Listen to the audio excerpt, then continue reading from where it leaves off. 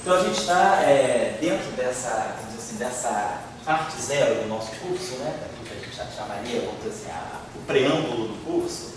A gente está querendo deixar clara, porque normalmente a gente trabalha com os gráficos de Feynman e estuda as divergências ultravioleta, já trabalhando com as regras de Feynman no espaço dos momenta, fazendo os cálculos no espaço dos momenta, as integrais são ultravioleta divergentes, ou infravermelho divergente, tudo visto no espaço dos momentos. E eu acho que é instrutivo a gente perceber como fica a questão no espaço das configurações também, para a gente perceber que o que está por trás, né, vamos dizer assim, das divergências que aparecem, que vão nos levar à renormalização, bom dia, Alexandre, vão nos levar à renormalização, vão levar às funções beta, não é tanto só a interação, né? O fato de ter as interações que vão fazer com que haja as correções quânticas, as correções de loop, que vão gerar a renormalização. Mas o campo livre, né?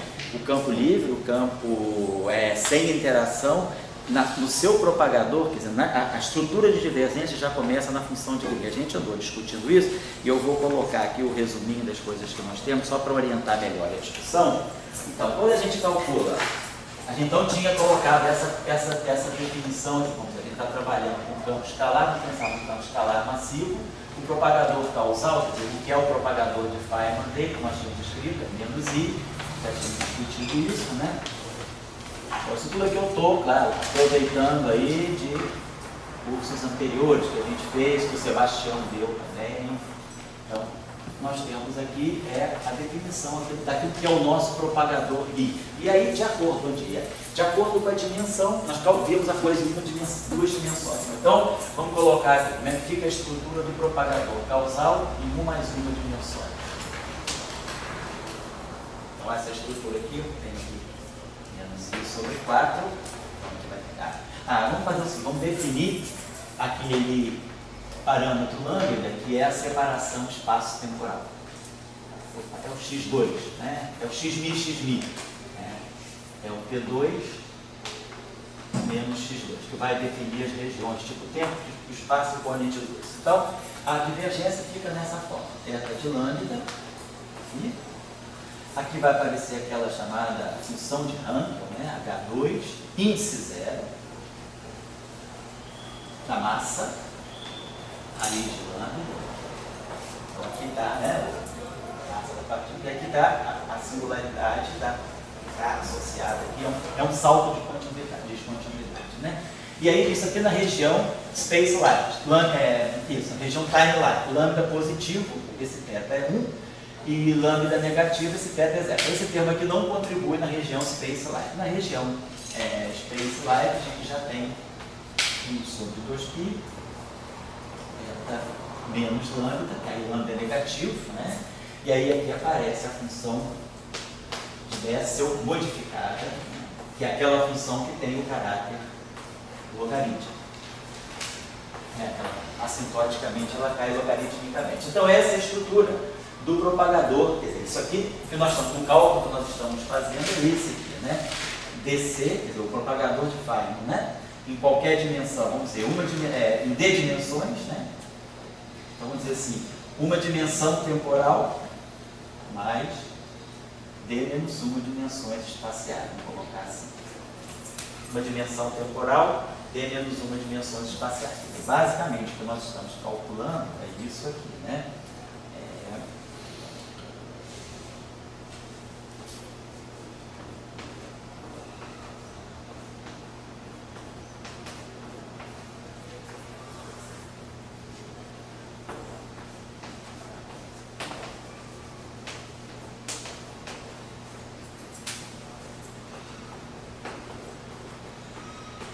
Está fazendo essa integral. Então, em 2 dimensões, né, 1 mais 1, o problema é logaritmicamente divergente. Quer dizer, a grande divergência é logarítmica, deve haver 2k sobre k2. Então, a divergência é menos acentuada. E a gente, de fato, encontra aqui essa função de Bessel aqui, esse H2, para quem não se lembra, né? Vamos lembrar assim, no glossário lá das funções de Bessel, H2 Mi, quer dizer, a função de Bessel de segunda espécie índice Mi é a combinação da função de Bessel ordinária, do JMi, né, e menos Mi a função de Neumann, que é a função de Bessel de segunda espécie. É só para lembrar isso aqui. E lembrar, claro, que a função de Neumann, ela tem, a função de Bessel, J, ela é oscilante, mas a função de Neumann, ela tem divergência, né? Ela tem uma divergência perto da origem. Então, essa função aqui é divergente, mas tem divergência aqui dentro também, só para lembrar. O K0 também, o K0, essa divergência aqui, a função de Neumann, ela é finita na origem, mas ela diverge para o infinito. E a função de Bessel modificada, K0 é o contrário, ela tende a infinito na origem e cai com uma exponencial. Mas o comportamento assintótico dessa função K0, né, não sei se lembra, se não se lembra, está aí no livro, né? Essa função K0, vamos dizer, o K0 para x que tende a zero, ela tende a zero logaritmicamente.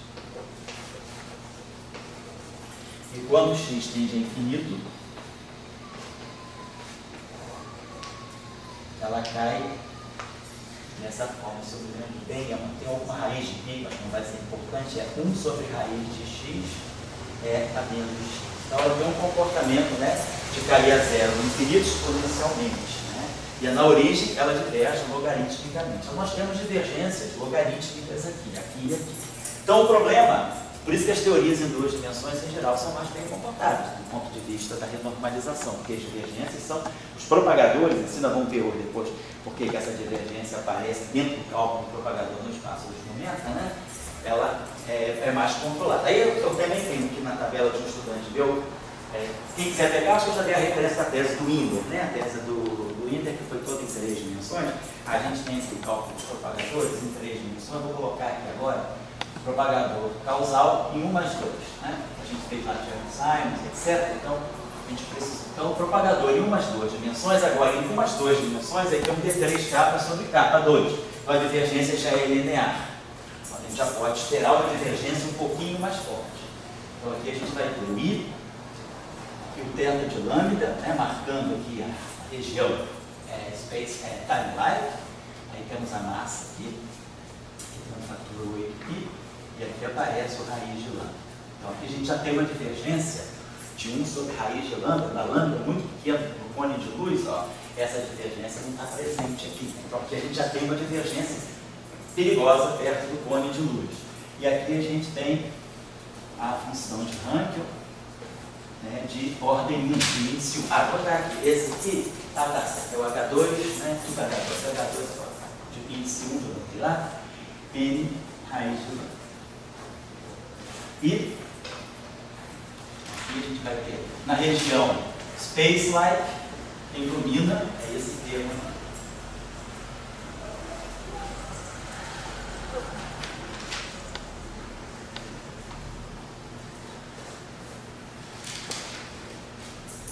E aqui de novo a função de Bessel modificada, primeiro e segundo espécie. A função de chamada função de Bessel função de Bessel modificada. Tem as duas modificadas são a função I e a função kappa, né? Essa aí é a função modificada kappa, que aparece muito em problemas massivos, né? Então, isso aí é a estrutura da divergência em 3 dimensões, umas duas. Então a gente vê que, devido à integral aqui já ser um pouquinho mais divergente, a divergência aqui aparece um pouquinho mais forte. Agora, eu tenho aqui no livro, vou pegar o Bogolyubov, que ele faz os cálculos em 4 dimensões, só para efeito de comparação, marquei aqui ele dá em 4 dimensões. Então, se a gente agora pegar esse mesmo cálculo feito em umas 3 dimensões, esse aqui está feito em detalhes, todo mundo pode seguir aqui no Bogolyubov, né, acho que é dada a referência. Ou só para efeito de comparação, né? Então, em umas 3 dimensões, ela vai ser 1 sobre 4π. E aí aqui aparece explicitamente a divergência do cone de luz, delta, né? Depois aqui, nós tivemos menos.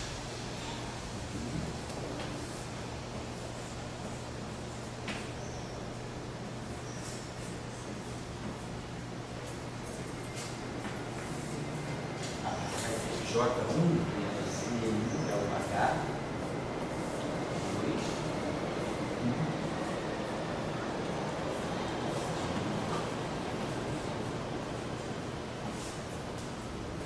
Depois o outro termo é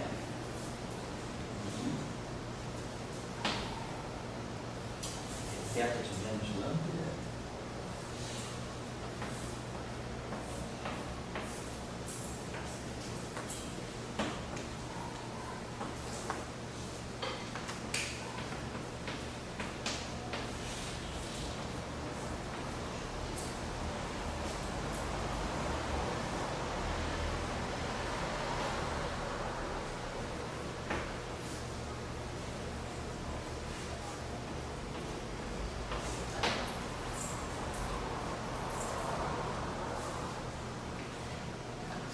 Então vocês estão observando, opa, uma coisa interessante aí, né? É interessante se entender um pouquinho por quê. Deixa eu pegar e guardar aqui. É que se vocês observarem para 3 dimensões, né, e para 4 dimensões, a estrutura é muito parecida, né? A diferença mais marcante está aqui.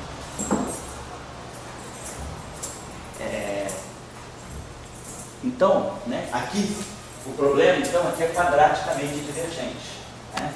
Então, aqui tem uma divergência. Eu estou em 4 dimensões, 1 mais 3, aqui é um D4K e aqui é um K2. Então, essa integral tem dimensão de momento com o quadrado. Então, ela diverge quadraticamente.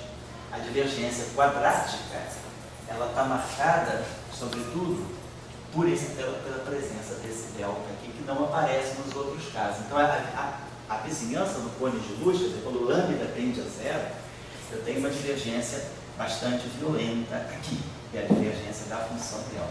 E a gente pode, então, observar o seguinte, né? Aqui, o efeito da massa, né, ele está só aqui dentro desse argumento. Então, a gente aqui tem esse efeito de massa combinando. Isso aqui é a raiz quadrada de distância, né? Você tem uma distância ao quadrado, então aqui no denominador eu tenho uma distância. Uma distância aqui é uma massa ao quadrado. Aqui é a mesma coisa. A questão que a gente gostaria de chamar a atenção é ver o nível de divergência. Aqui, então, no caso de 1 mais 1, deixa eu colocar aqui. No caso de 1 mais 1 dimensões, né? No espaço dos momentos, a divergência, então, vamos dizer assim, ela é logarítmica. Vou botar assim, no espaço dos momentos, vamos botar assim, espaço K. E aqui o espaço tempo. Então, se olhar a estrutura da divergência aqui, né, a gente está vendo aqui algo que isso tudo aqui é adimensional. Né? Então, o θ não tem dimensão, esse cara também não tem dimensão. Então, esse objeto aqui é adimensional de fato. O campo escalar em 2 dimensões é um campo sem dimensão canônica. A dimensão canônica dele é zero. Né? Vamos olhar para 2 dimensões, o lagrangiano dφ. O lagrangiano tem dimensão de massa ao quadrado, eu já tenho massa ao quadrado daqui, então meu campo escalar é adimensional.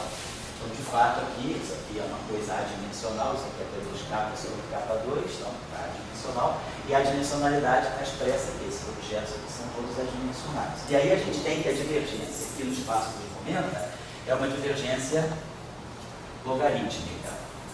E aí a gente viu também que a divergência aqui, ela é do tipo logarítmico. A divergência para pequenas distâncias, ela é também uma divergência logarítmica. Então as duas divergências se acompanham. Quando nós entramos aqui na região de 3 dimensões, o lambda e menos lambda, que tipo de causalidade? Oi? Quando é lambda, ou θ de lambda? Θ de lambda significa que essa região aqui, se você tiver calculando o propagador, né, a função de Green, uma separação time-like, é só esse termo aqui que contribui. Dentro do cone de luz, né, se esses 2 pontos estiverem dentro do cone de luz, a gente só tem isso aqui. Agora, se esses 2 pontos estão fora do cone de luz, tem pouquinho. E essa correlação aqui, vamos dizer, se você imaginar que você está calculando o propagador no mesmo tempo, né, você vai pegar apenas, vamos dizer que T seja 0.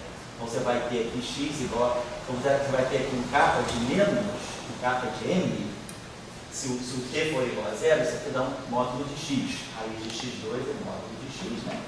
E aí você vai ter uma correlação que cai exponencialmente com a distância. Então, quer dizer, quanto maior você está, quanto mais você tem a separação, a tendência da função de correlação é cair exponencialmente. Então, você vê isso, se você estiver pegando pontos que são causalmente correlacionados dentro do cone de luz, é esse pedaço que domina. Se você estiver fora do cone de luz, é esse pedaço que domina. Quando estiver no cone. Quando estiver no cone de luz, você faz um limite lambda tendendo a zero. Então, no limite aqui, lambda tendendo a zero, essa função aqui, por exemplo, essa função aqui, ela tem uma divergência logarítmica. Ou essa aqui também. Ela tem uma divergência o argumento aqui, quando esse lambda tende a zero, dá uma divergência logarítmica. Por isso que eu estou colocando aqui duas dimensões de divergência logarítmica. Tá? Então, a divergência é muito mais branda do que nos outros casos. Se a gente vai agora... Sim, falava assim mais segunda-feira. Oi? A relatividade, ela traz, vamos dizer, dois verbos, ou três, se quiser. Assim, os verbos da causalidade, né? Isso. Entendeu? Um no lado esquerdo, dentro, fora. Isso. Ou símbolo com quantitativo. E ali essas expressões estão bem determinadas. Isso. Um verbo, outro verbo. Tá certo. Isso aí. Então, vamos dizer assim, a gente está... Aqui, desculpa aqui uma coisinha só. Aqui eu botei umas duas, né? Desculpa aqui não, aqui é umas duas, perdão. Vou pegar essa expressão aqui. Tá legal. Essa expressão aqui cai, isso aqui é 1 sobre a distância, né? Isso aqui é a raiz de lambda. Raiz de lambda é a raiz de distância. Então a gente tem uma divergência ali que é linear. Agora a gente tem uma divergência do espaço de momento que é linear. Ela vai D3K sobre K, para linear. E aqui nós temos uma divergência que vai com a distância, né? Isso aqui é 1 sobre a distância, cai com 1 sobre o módulo de x, a divergência do tipo 1 sobre x, 1 sobre a distância. Isso aqui é o mais 2.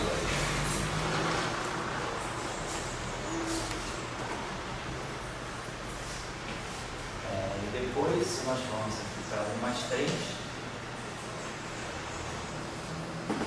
Então a gente aqui vai ter uma divergência da função delta, que é a função delta de lambda, né? É distância ao quadrado. Então isso aqui cai com 1 sobre a distância ao quadrado.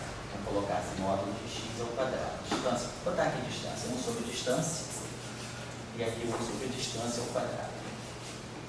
Tá? Porque aqui é um delta, então a divergência mais forte é essa divergência aqui, que tem dimensão delta de x2. Delta de x2 tem a dimensão de x a menos 2, é a dimensão de massa ao quadrado, a dimensão de 1 sobre distância ao quadrado.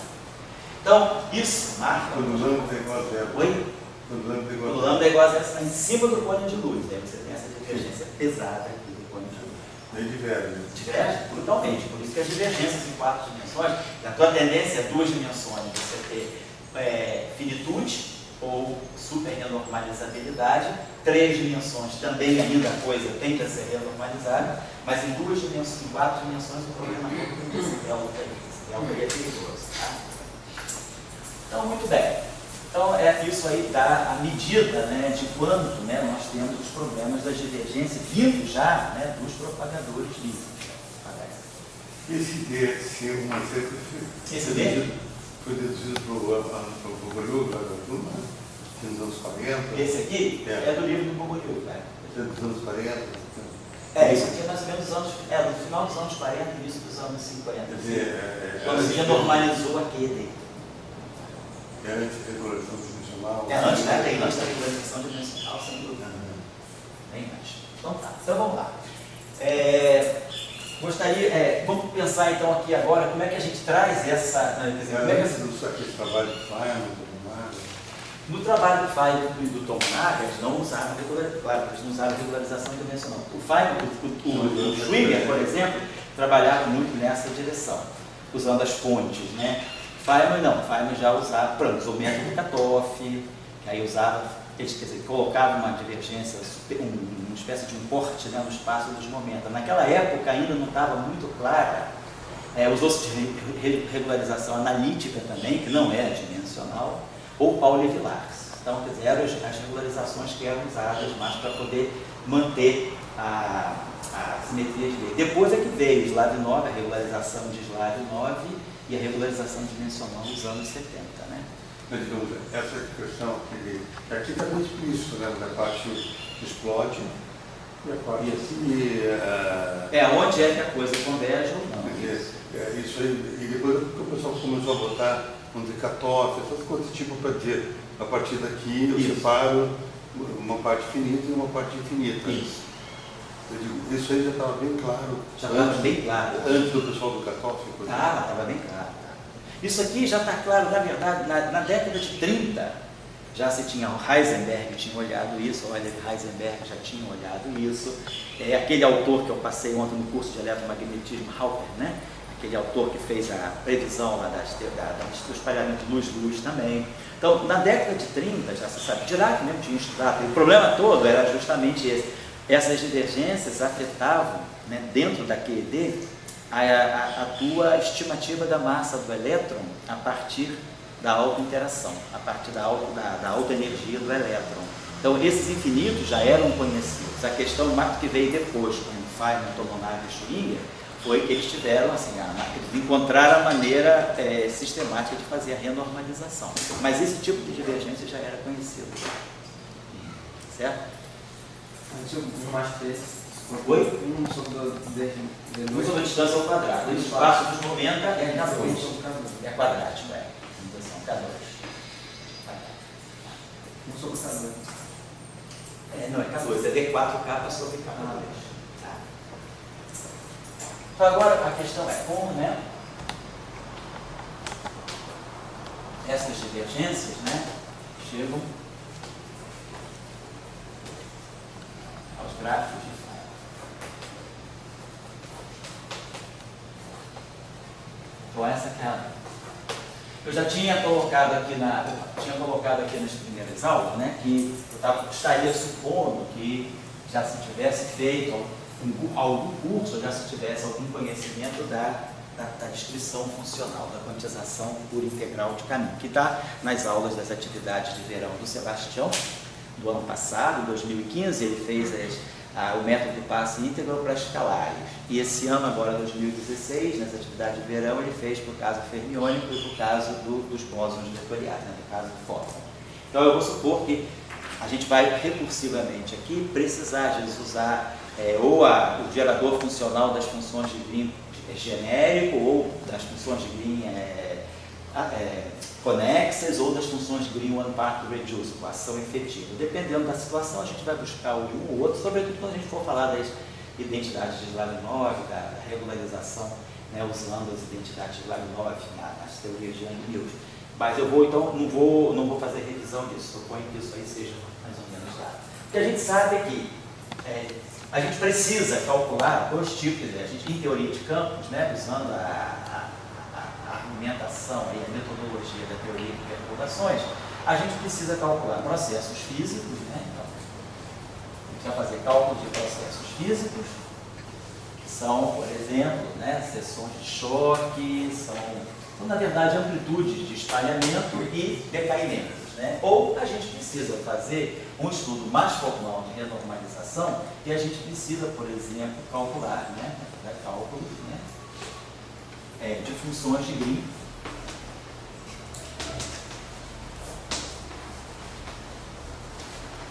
Vamos dizer assim, de N pontos. A gente pega então aquela função de Green, um passo reducer, por exemplo, né, aquela famosa Ramaninho, que é a função de Green que a gente considera conexa e amputa as pernas externas, né, multiplicando pelos inversos dos propagadores que estão nas linhas externas para colocar ali os campos clássicos. Basicamente, o que a gente precisa, né, é estudar algum tipo de gráfico de Feynman que tenha, né, uma estrutura assim, algumas linhas externas. Por exemplo, posso ter uma linha fermiônica aqui, uma linha de fóton aqui, tirar outra linha fermiônica aqui. Então, a gente vai pegar gráficos que tenham uma estrutura genérica, que dentro vão ser, que a gente chama de correções quânticas, se esse gráfico tiver loop, né? Mas, basicamente, as linhas externas, a gente deixa elas livres para colocar ou funções de onda, se a gente estiver calculando o processo físico, ou colocar campos clássicos, se a gente estiver calculando, por exemplo, uma função de Green one part reduce. Então, deixa eu colocar aqui uma coisa assim, simples, para a gente começar a fazer. Claro, ninguém vai calcular gráfico de Feynman no espaço dos momentos. A gente vai sempre calcular gráfico de Feynman no espaço das configurações, no espaço dos momentos. Não vamos calcular no espaço das configurações. Mas queria só fazer a passagem, porque quando a gente for na próxima aula fazer a contagem de potência, né, das teorias dos gráficos primitivamente divergentes, a gente tem uma ideia assim, de como as regras de Feynman vão se colocando a partir do espaço das configurações para o espaço dos momentos.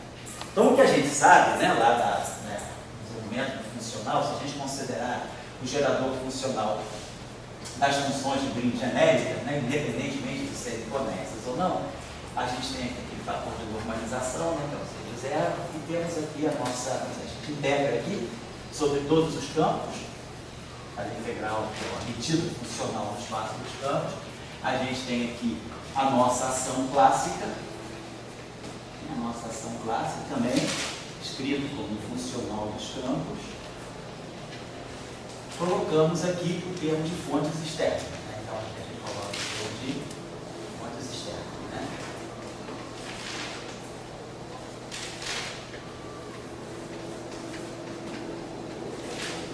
Essas fontes externas são fontes clássicas, né? Não são necessariamente as fontes que saem das leis de conservação, são fontes clássicas, a gente acopla os campos e a gente integra, né? A gente está integrando sobre todos os campos aqui. Então, a gente está fazendo uma integral no espaço dos campos. Então, aqui o campo não tem caráter operatorial, a gente não está na formulação canônica, né? Em que o campo é um operador.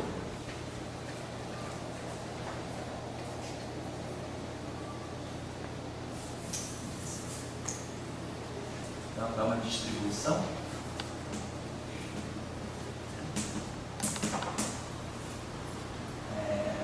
Com valores operatoriais, né? Não é essa a visão que a gente tem aqui. A gente abandona essa visão da quantização canônica. E o que a gente tem aqui é a interpretação estocástica. Então, aparece, os campos para nós são variáveis estocásticas, né? A gente integra sobre todas elas.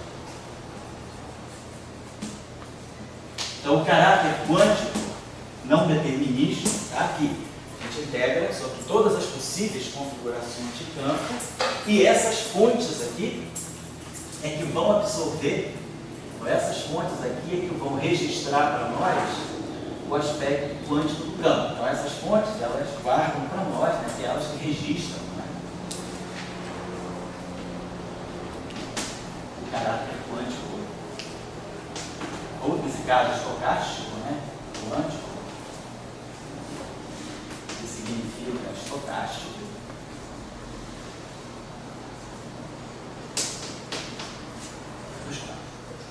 Então, ao fazer todas essas, né, integrações, esse funcional só depende de J, então essa fonte que fica lá fora, que as derivadas, né, que a gente faz em relação às fontes, a gente está acostumado a fazer uma operação desse tipo, né, nós derivamos em relação à fonte J1, que é uma fonte J de x1, digamos, uma função, não é função conexa, não, é função genérica.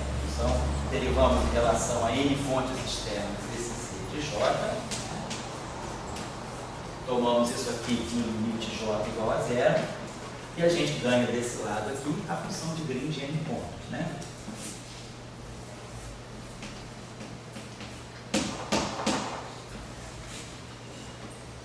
Eu não estou querendo fazer revisão porque a gente, supondo que isso aí mais ou menos todo mundo já viu, ou pode aproveitar a oportunidade desse curso para rever. Vocês sabem que esse material existe em vários livros e várias notas de aula. Um livro que eu gosto muito é desse sentido, é o Schrednitz. Eu acho que é um dos livros melhores que a gente tem hoje para teoria de campos. Ele faz métodos funcionais muito bem. Eu gostaria de, se alguém quiser aproveitar a ocasião para se aprofundar um pouco mais, tem o Fields, né? Eu gosto muito dessa referência. O Fields, que está nos archives, está publicado sob a forma de archive, o Fields do Ziegel.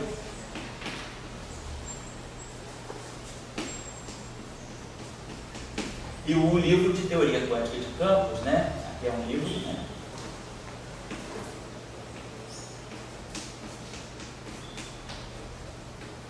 Luiz Leibniz.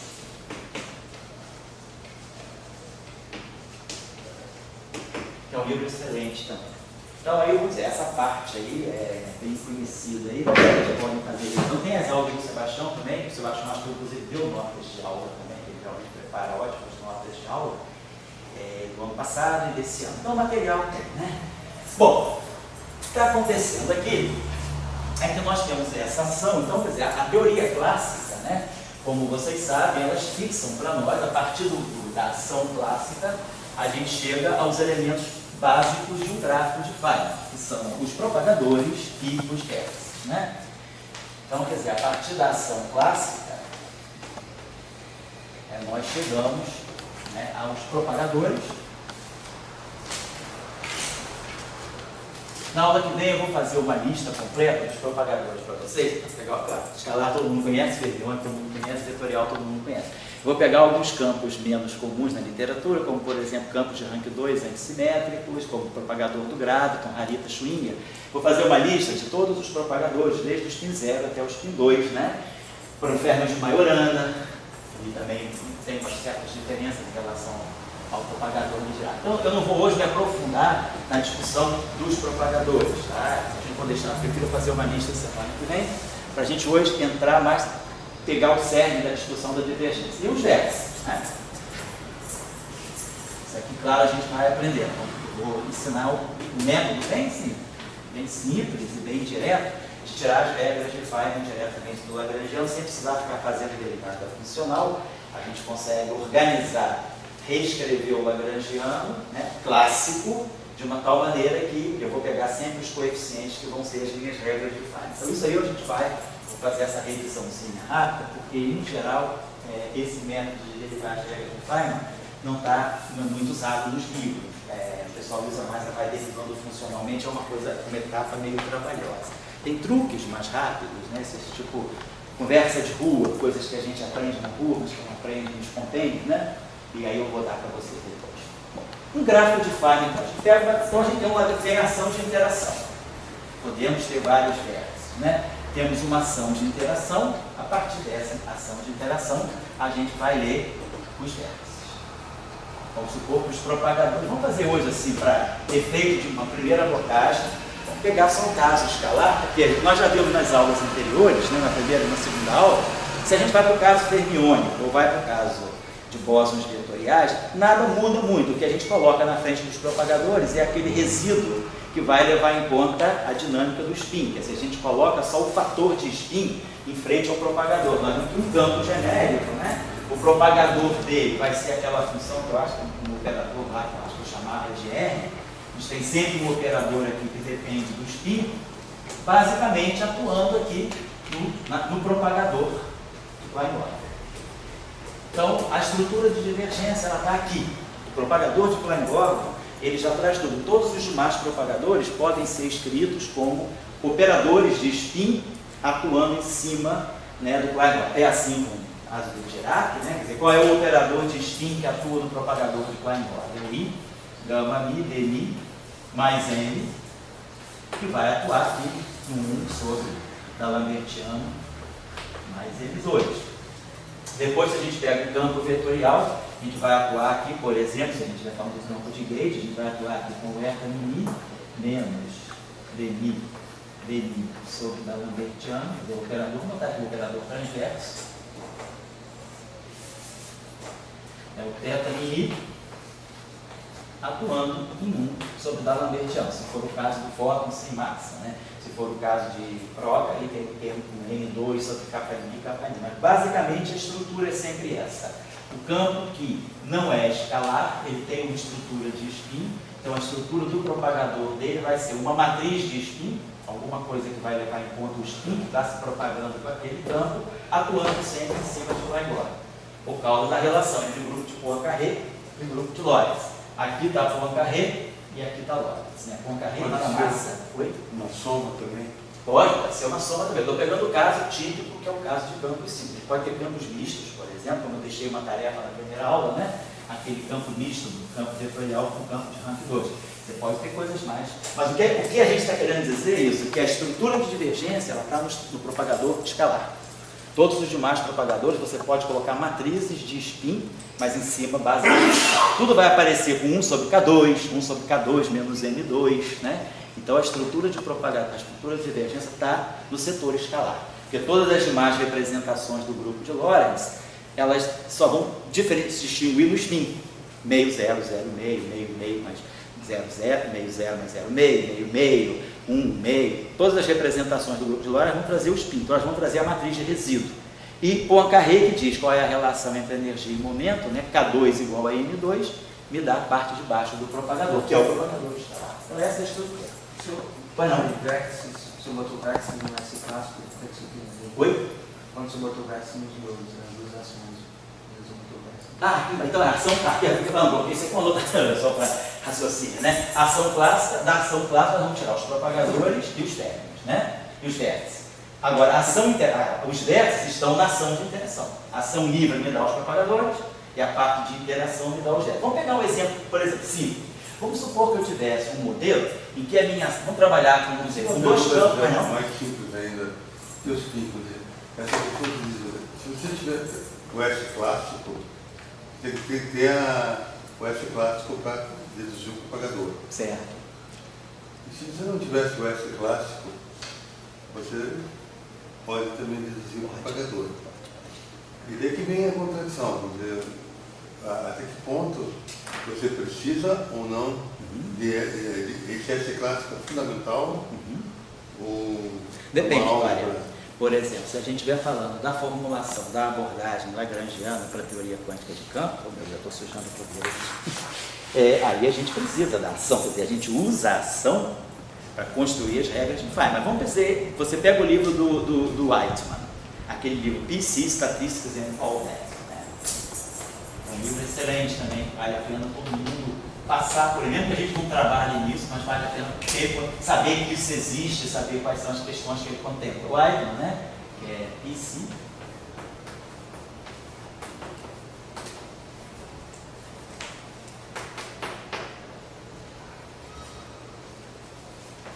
Nesse livro aqui, ele constrói todas as funções de Green sem grafo de Feynman, sem propagador. Ele é a formulação mais adotada pelo pessoal da linha axiomática, que é a linha de você não ter lagrangiano, não ter ação, e você constrói as funções de Green que você quer, você calcula exceções de choque, calcula todas as amplitudes de espalhamento e computa as suas funções de Green usando os chamados postulados de Whiteman do que seja uma teoria quântica de campo.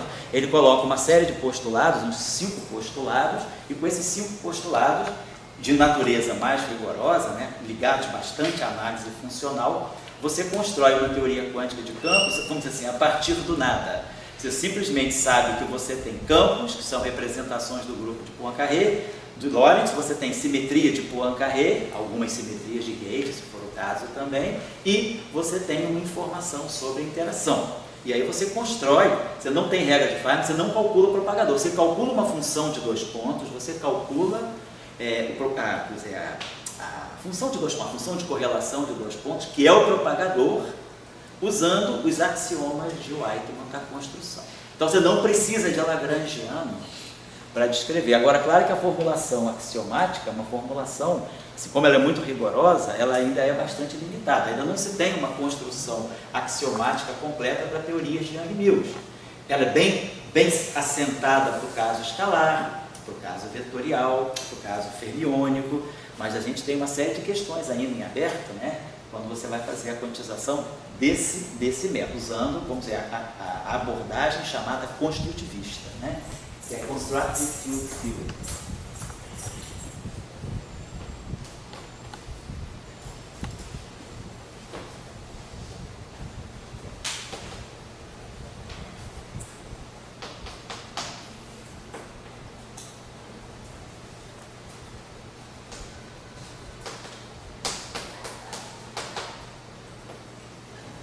Então, por exemplo, se vocês quiserem ler alguma coisa sobre a abordagem axiomática, a gente tem um grande nome, né?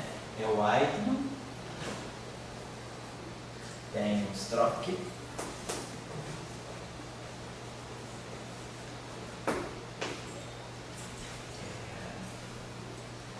Osterwald,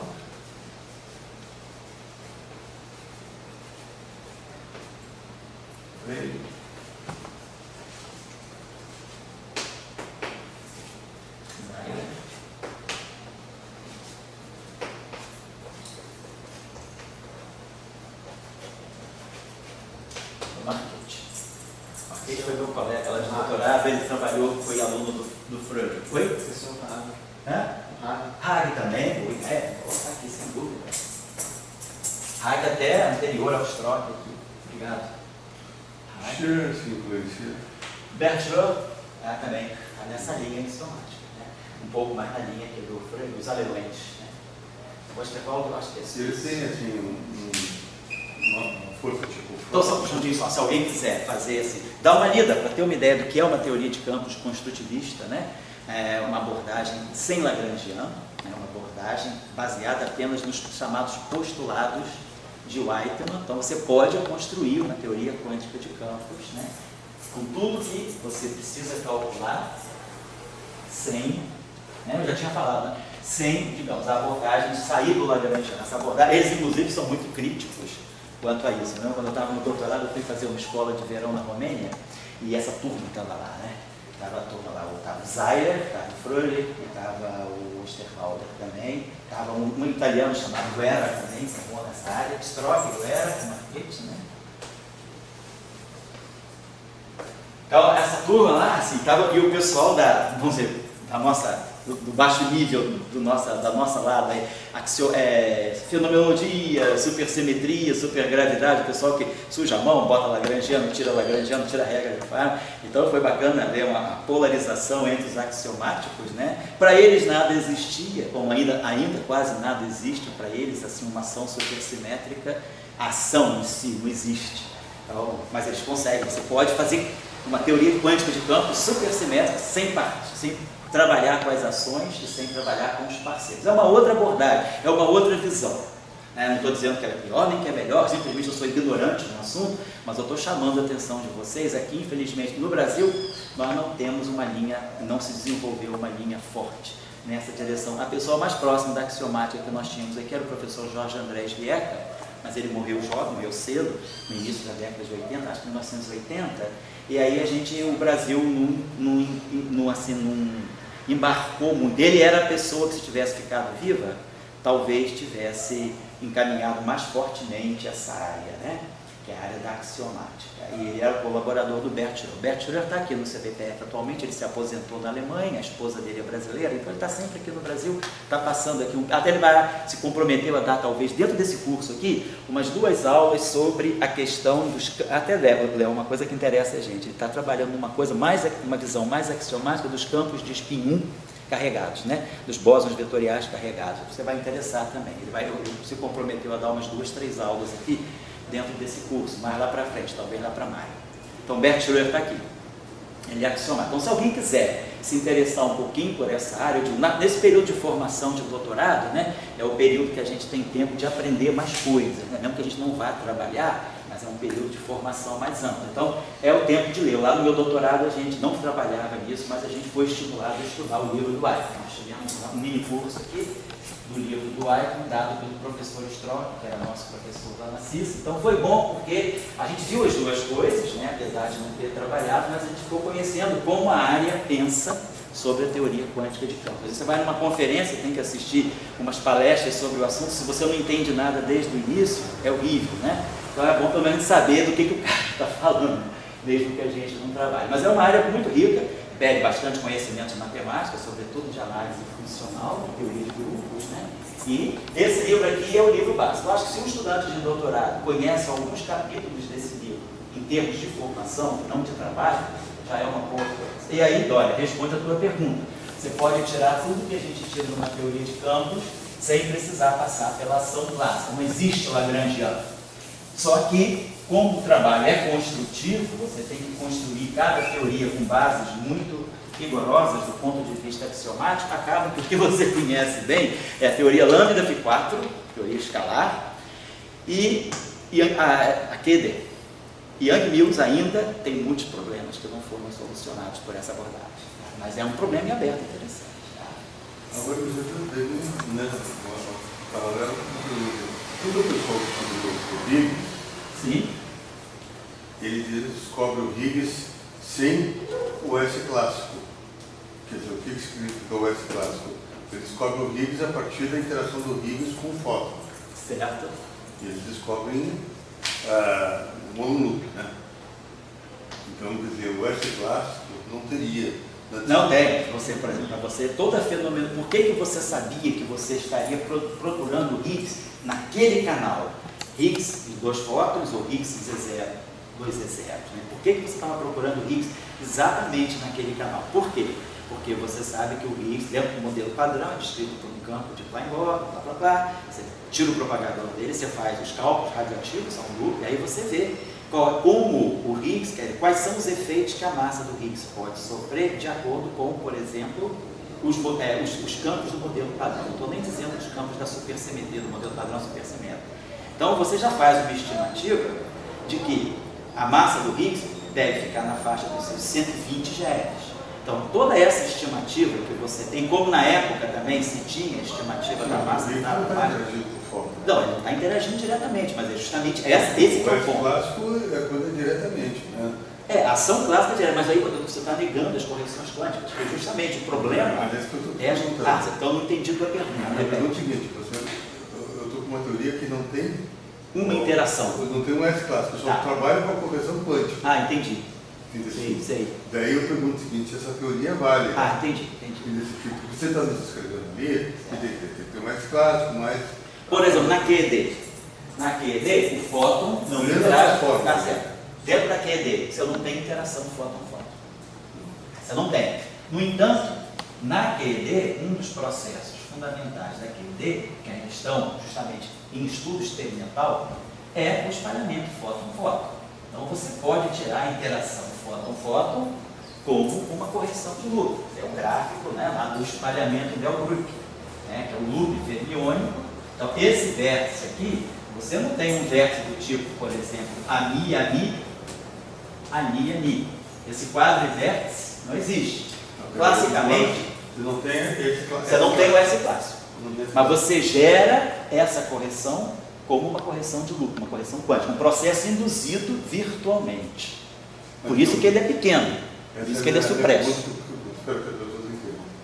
Se, pela essa maneira de ver, se não tem esse clássico, ação clássica, isso aí não tem. Você que está inventando jogadinhas. Ah, entendi. Então, esse é o teu ponto de vista. Dentro da teoria quântica de campos, isso tem. Então você tem um processo chamado Delbruck, que foi calculado por Roller e Heisenberg. Então Roller e Heisenberg, na década de 30, calcularam o espalhamento fóton-fóton. Esse espalhamento fóton-fóton ainda não foi medido. Então, em 2018, né, com um acelerador, com um colisor de fótons que está sendo feito na Alemanha, você espera medir a interação fóton-fóton. Você vai calcular, a seção de choque está calculada, e você espera medir para saber se a seção de choque bate exatamente com a previsão da QED. Então, por exemplo, essa é uma previsão da QED que ainda não tem uma verificação experimental. A gente sabe hoje, por exemplo, que a QED, com os seus processos virtuais, quando você diz que você conhece o momento de polo magnético do elétron até a 12ª casa decimal, e que isso bate com o experimento, o que você fez foi calcular processos que não estão na ação clássica.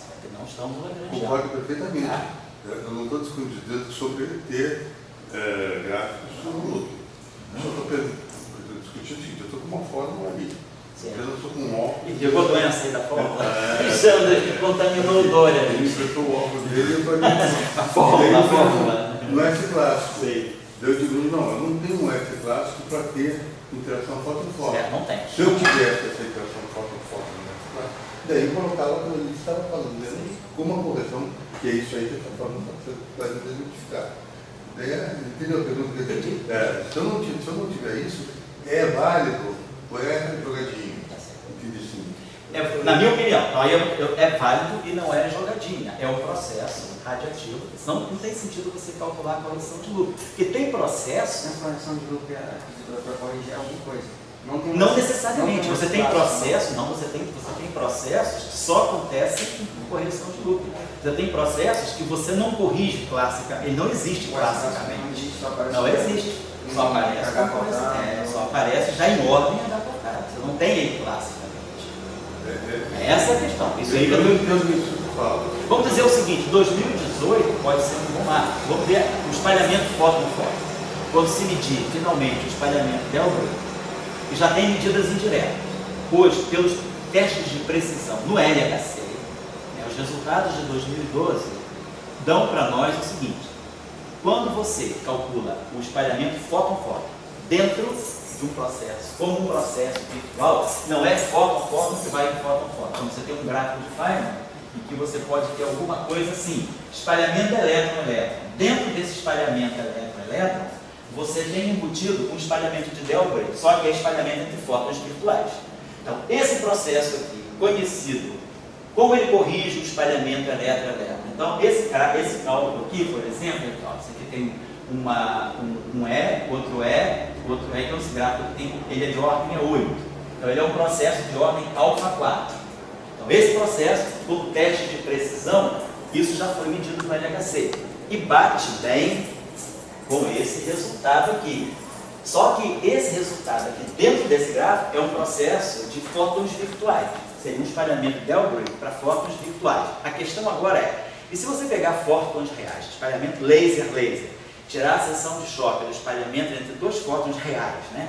Dois lasers monocromáticos com certas frequências, a seção de choque é calculada, foi calculada por Euler e Heisenberg, já tentaram corrigir algumas vezes e ela ficou imbatível. Hoje ela ainda é o resultado de 35.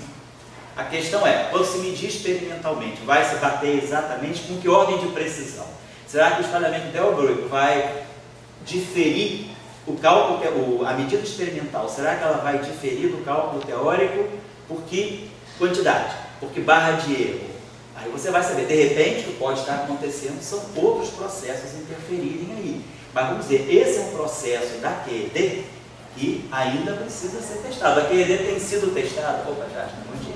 A QED tem sido testada muito bem em vários processos, mas esse está em aberto. Então, isso que você está dizendo, o processo fóton-fóton não existe classicamente no Lagrangiano.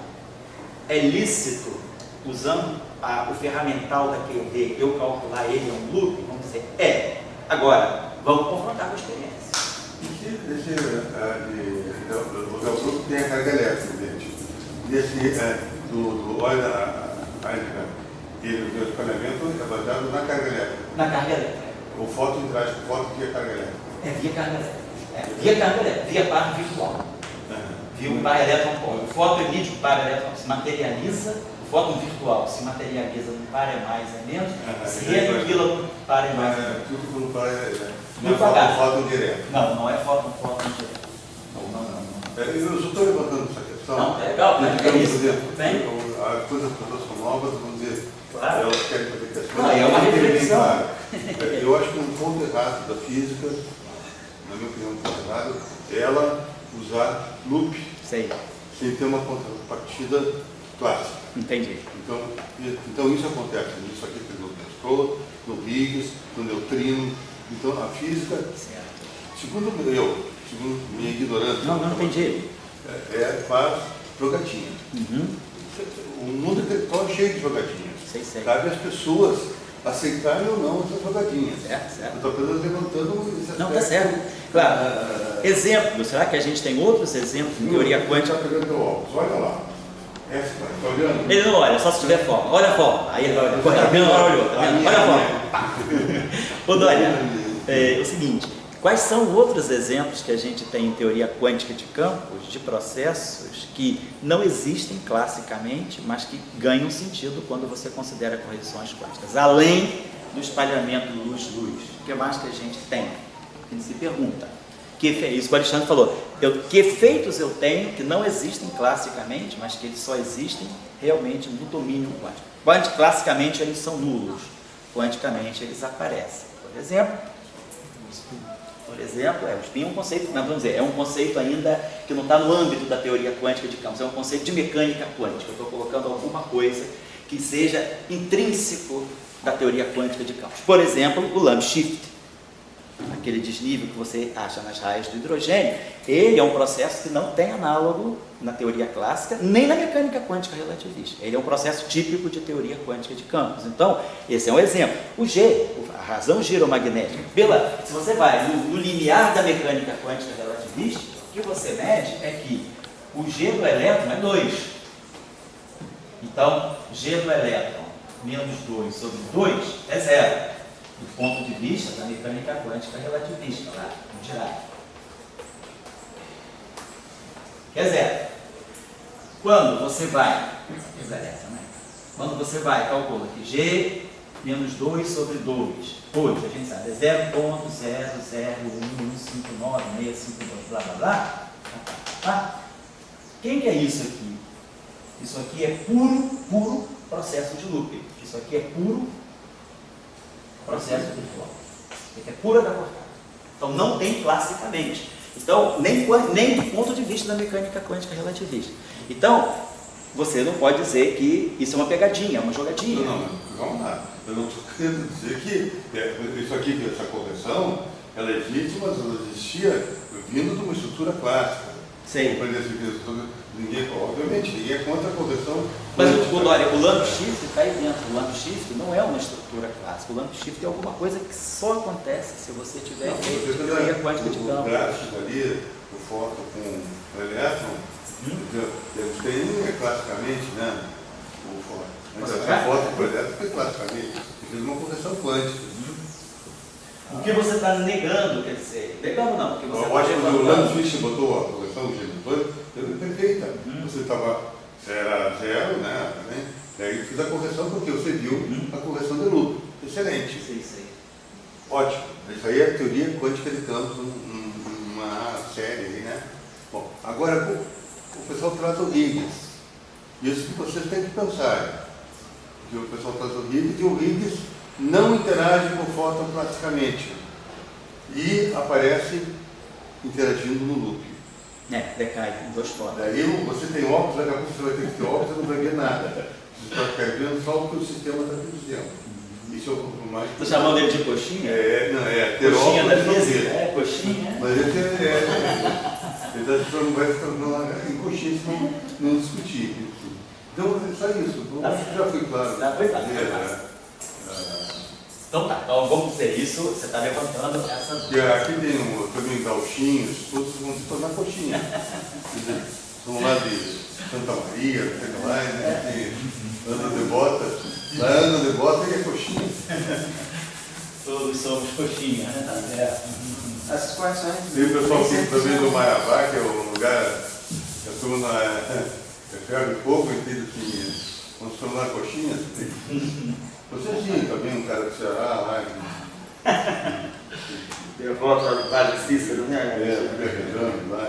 Está acostumado. Vamos lá. Vou pegar um exemplo que a gente tem. Professor, Pois não? mas por exemplo, eu acho que no caso do G do elétrico, as correções não é convergente. Sempre os valores São divergentes. vai até Sempre 5 normaliza. loops, 4, 5 loops. E se você continuar, vai ter mais. Né? Alguns casos eu acho que terceira ordem, acho que em correção de QCD, terceira ordem, acho que começa a morrer já. Já vai uma, 2 ordens de loop é suficiente às vezes para dar a correção. Acho que na terceira. De que grandeza que você está falando? Do G, digamos, do G do Muon, em correção de QCD. Não, correção de QCD. Pois é. A correção de QCD do G do Muon, ela só entra bem lá atrás, ela só entra depois do terceiro loop. Então, a QCD, justamente é o contrário que você está falando. Ela não para no terceiro loop, ela começa no terceiro loop. Você, quando tem o G-2, por exemplo, do Muon, é na 9ª casa decimal que a física de quarks começa a interagir. Até a 8ª casa decimal é só física eletromagnética, é só constante de estrutura fina. Não, então a eletrofraca talvez. A eletrofraca só vai até 2 loops, então. A correção eletrofraca de. Não, a correção eletrofraca, ela entra mais depois. Não, mas quando você diz entra mais depois, tudo bem. Lá nas outras casas decimais, elas entram em ordens mais altas. Mas você dizendo que ainda tem o rabo, mais ainda? Tem. Um canto que. Tem. As correções eletrofracas, se você pegar o G-2 do elétron, você só vai ver, do elétron, não do Muon, você só vai ver indução de processos de QCD na 13ª casa decimal e processos de eletrofraca só na 14ª decimal. Mas isso é em termos de casa decimal, mas em termos de loop. Mas em termos de loop, loops mais altos. Você pode ter um loop, mas só que os processos de loop, eles são tão. Você tem massas no denominador, massa de W+, o ângulo de Weinberg, é tudo tão pequeno que quando você faz o cálculo preciso, você só vai encontrar a correção lá na 14ª decimal. Tá? Você tem gráfico com loop.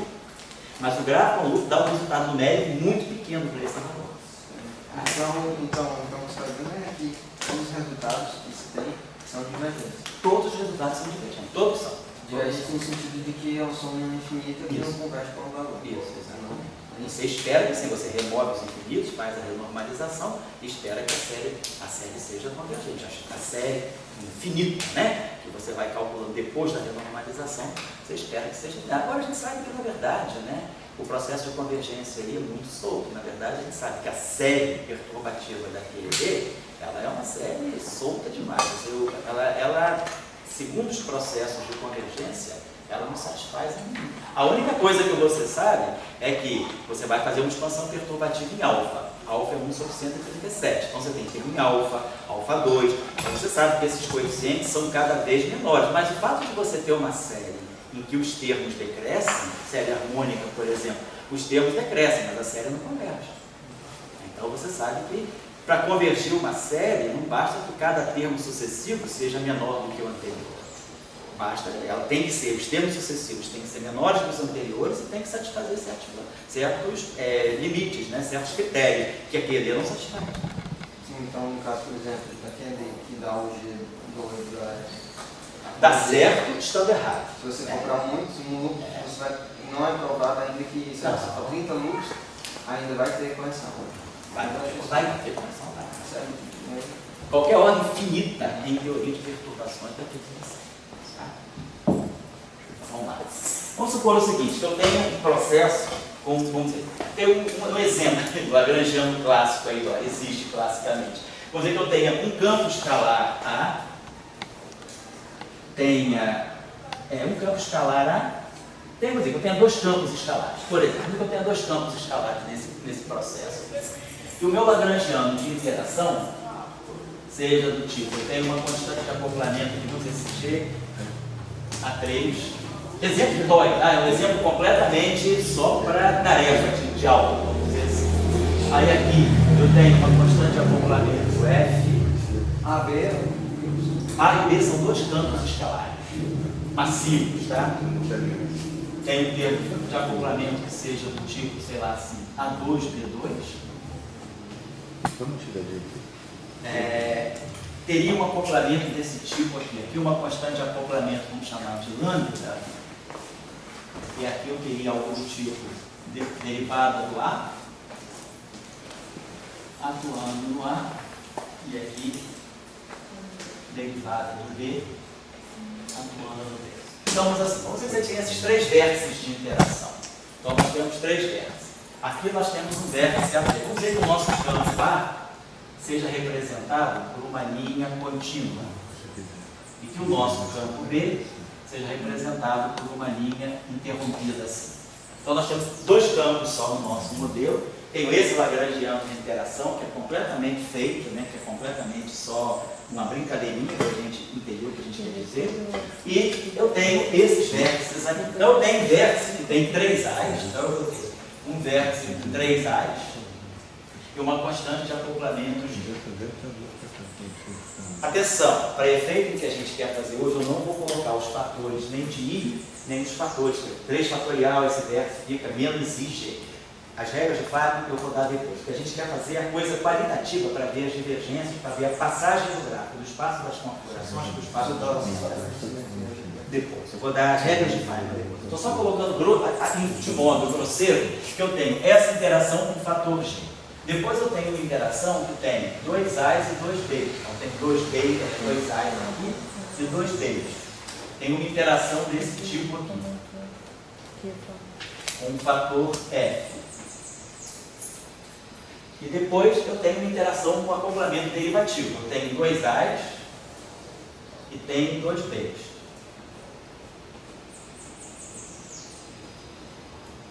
Constante de acoplamento desse tipo essa interação é governada por essa constante de acoplamento, e eu tenho uma derivada atuando na linha do A e uma derivada atuando numa linha de B, por exemplo.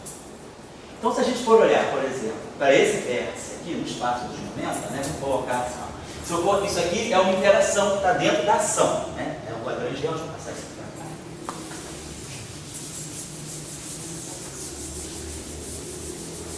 Vamos pegar um termo da ação, o vértice típico que está na ação. Então eu tenho esse termo na ação. Lambda. Então é DMA.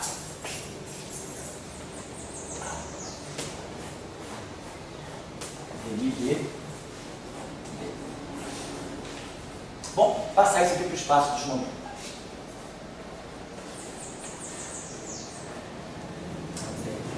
Então esse primeiro campo aqui no espaço dos momentos. Vamos chamar isso aqui de um T4T.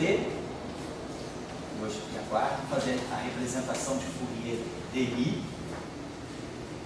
artigo T é menos I dx. Depois vamos pegar o campo A.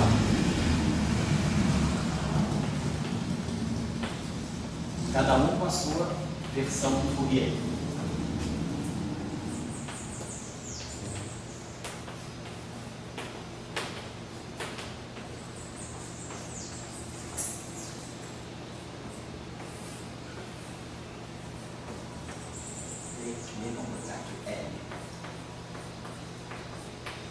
Esse é o vértice que está no lagrangiano somente visto no espaço dos momentos. E não.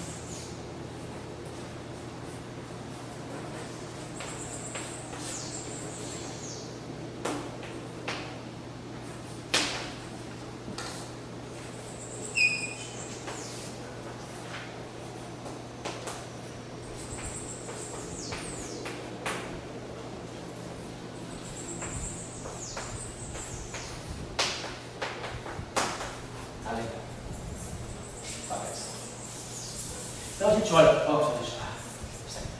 então a estrutura desse vértice aí, se a gente for olhar bem, esse termo aqui, ele vai produzir um menos IPMI. Então esse termo aqui vai sair e ele vai produzir aqui nesse, vai ter menos IPMI. Esse cara aqui vai produzir um menos ILMI. Esse aqui sai, essa derivada sai no espaço dos momentos, isso aqui vai ficar menos ILMI. Certo? Então o coeficiente que vai aparecer. Agora, todas essas integrais aqui, ó, elas se somam. Vocês estão observando que esse vértice aqui, naturalmente, devido a esse termo ser um termo da ação, eu tenho uma integral em d4x, então essas ondas planas todas vão se somar e vão, com a integral de x feita, me dar uma função delta. Eu vou ter um delta, então nós vamos ter aqui o lambda, vamos produzir um delta de menos P, menos Q, menos L, menos L, que é a mesma coisa que delta de P mais Q mais L mais L. A função delta é par, né?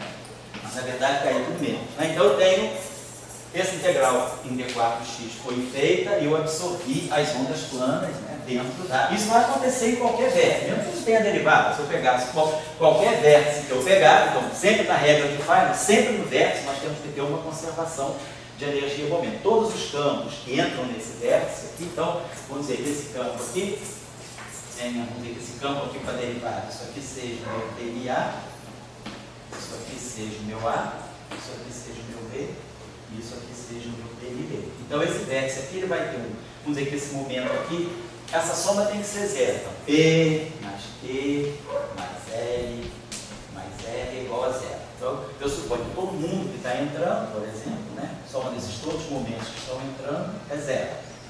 Então, esse cara aqui vai produzir, tem menos I, vai produzir um fator PI. Vamos dizer que esse aqui tenha momento P, o outro é momento Q, esse aqui tem momento L, e esse aqui tem momento R. Então, a gente vai produzir aqui um fator que vai ser PI, e aqui a gente vai produzir um fator LI. Junto com o lambda. Então esse fator de vértice, ele traz momento. Ele não é um vértice limpo que nem aqueles outros lá. Mas todo vértice vai ter que trazer uma conservação de energia. Então é regra do vértice. Qualquer vértice é um conjunto de campos que chegam no mesmo ponto. A integral da ação vai fazer com que em cada vértice eu tenha um delta de somatório dos momentos. Tá? Então, todos os momentos, né, estão presentes no vértice, eles vão ter que aparecer. Claro que aqui eu posso mudar a ordem, eu posso supor que esse P que está entrando, esse Q está entrando, é menos Q que está saindo, né? Então eu posso fazer a coisa desse tipo. Ou seja, no final do dia eu tenho que P mais R tem que ser igual a Q Q mais L, coisa, eu posso botar. Tá? O que é importante é que isso aqui, eu estou fazendo a convenção de que, como a soma é toda zero, ou todo mundo está entrando ou todo mundo está saindo. Né? Mas se eu quiser, eu posso trocar a ordem aqui e botar aqui Q está entrando menos Q está saindo. Né? Então, só para constar, o que é importante, depois eu vou aprender a tirar a regra, exatamente, mas eu estou só querendo tirar a estimativa. A regra de Feynman vai me trazer dois momentos aqui. Então, esse vértice tem momento e aqueles vértices não. Vamos desenhar, por exemplo, vamos pegar um gráfico de Feynman que eu possa desenhar em algum processo aqui. Ali a derivada está atuando no A e na exponencial? O A é A de P. A derivada só atua na exponencial, só quem tem X é exponencial. Esses objetos aqui são as transformadas de Fourier, então está tudo independente de X. As derivadas só vão atuar nessas exponenciais e vão produzir fatores de momento. Então, qualquer vértice, a gente já está vendo que qualquer vértice com derivada, né, ele naturalmente aparece aparece assim. Por exemplo, a gente fez a convenção aqui, então está todo mundo entrando, né? Então eu tenho P. Se eu agora colocar, então significa que a soma dos momentos é zero. Então, se eu colocar esse cara saindo, menos Q saindo, e menos L saindo, eu vou ter que P mais Q, né, é igual, né, P mais Q menos L, P menos Q mais R menos L é igual a zero. Ou seja, P mais R é igual a Q mais R. Isso está fazendo sem antiparar, pessoal? Não, aqui é só todos os campos são reais. Por exemplo, na QED escalar, a gente pegar a QED escalar, que você está estudando, por exemplo. Quem é o vértice daqui? Tem dois vértices na QED escalar, só para lembrar vocês. A QED escalar. A QED escalar, ela tem um trivértice escalar, né, que é φ estar, φ ali, e ela tem um quadrivértice, que é φ estar, φ ali. Então, esse vértice aqui, como é que fica no Lagrangiano? No Lagrangiano, esse vértice aqui é menos I é φ estar demi φ menos demi φ estar φ vezes a mi. Então, é esse vértice aqui, deixa no espaço dos momentos. Certo? Então, quando eu for fazer a transformada de Fourier de todo mundo aqui, esse aqui vai aparecer com sinal mais, porque isso aqui é φ estar. Então, a gente vai aparecer, esse campo aqui, a transformada de Fourier dele, vai aparecer, vamos dizer que esse campo aqui, que eu vou, na hora da transformada de Fourier, eu vou colocar momento P aqui, e vou colocar momento Q aqui. Vou colocar momento P aqui, e vou colocar momento Q aqui. Estou fazendo, já imaginando se eu estou fazendo as transformadas de Fourier. Então, esse termo aqui ele vai produzir um fitil de P estar vezes a derivada desse campo. Então, vai aparecer um fator que vai ser I QI, onde QI é o momento desse campo aqui, menos. Aí aqui nós vamos ter, esse cara vai aparecer com sinal, aqui a nossa regra da transformada de Fourier aqui aparece menos IQX. Então vai aparecer um menos IQX devido que a nossa transformada de Fourier, a transformada de Fourier do campo é a menos IPX. E é claro, o complexo conjugado disso vai aparecer com IPX. E é claro, se o campo for real, quando o campo é real, fitil de P está é igual a φ de menos P. Mas é a condição que é importante para nós é perceber nós estamos adotando essa convenção aqui. Então, quando eu derivar na ação, fizer a transformada de Fourier e derivar esse campo em relação a xmi, eu vou estar produzindo um fator menos IQmi. E aí aqui tem um sinal menos. Nesse caso agora, eu vou estar derivando do φ estar. O φ estar vai ter um momento trocado, vai ser IPmi. Então aqui eu vou ter, vai ficar IPmi.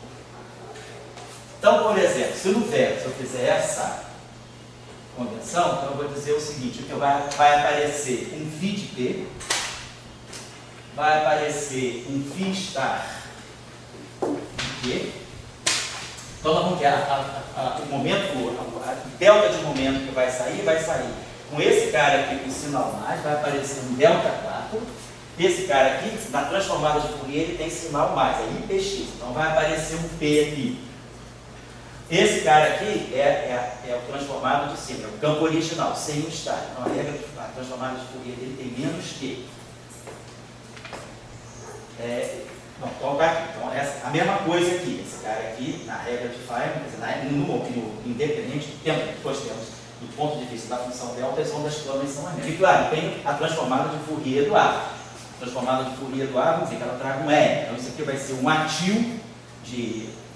Então aqui eu tenho P, vamos dizer que o meu fóton aqui vai ter um momento L. Então vai aparecer menos L. Então vai aparecer esse delta aqui. Ou seja, a conservação de momento que eu tenho é P igual a Q mais L. Então vamos dizer que eu tenho esse momento P entrando, esse momento Q saindo, digamos, esse momento L saindo. P igual a Q mais L. Nessa hora é convenção, nessa hora de desenhar? Aí você vai fazer uma convenção. Você pode botar todo mundo entrando, né? Você pode dizer que T menos Q menos L são todos os momentos entrando. A menos Q entrando é X, aqui é sempre. Então o que vai aparecer aqui na regra de Feynman vai ser o menos I, vai ter um fator E e vai ter um fator T mais T, I.